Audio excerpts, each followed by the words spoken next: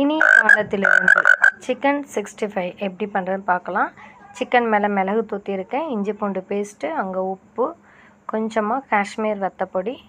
நான் நட்டார் மசாலா தான் யூஸ் பண்ணேன். ஸோ நட்டார் சிக்கன் 65 பொடி இப்போ நான் விரவி வச்சுருக்கேன். நல்ல கலரிங்காக இருக்குது. இதுதான் நட்டார் தூத்துக்குடி மசாலா தான் நான் யூஸ் பண்ணுவேன்.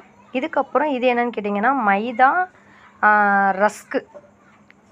ரஸ்க்கு வேறு ஒன்றுமே கிடையாது. இது மட்டும் நல்லா செதுக்கி வச்சுருக்கிறேன், அதாவது மிக்சியில் போட்டு அடித்து வச்சுருக்கிறேன். இதில் டிப் பண்ணி நம்ம எண்ணெயில் போட்டு பொரித்து எடுக்க போகிறோம். நல்லா கிறிஸ்பியாக நல்லா அழகாக இருக்கும். ஏன்னா நம்ம நார்மலாக வந்து சிக்கன் பொடி போட்டு நம்ம சிக்கன் பொரிப்போம். பட் அதை விட இந்த மாவில் நம்ம வந்து டிப் பண்ணி, இது வெறும் மைதா ரஸ்க்கு தான், இதில் நம்ம டிப் பண்ணி போட்டோம்னா நல்லா ஒரு KFC சாப்பிட்ட மாதிரி ஒரு ஃபீல் கிடைக்கும். ஓகே ஃப்ரெண்ட்ஸ், வீடியோ பிடிச்சிருந்தா லைக் பண்ணுங்கள், ஷேர் பண்ணுங்கள், கமெண்ட்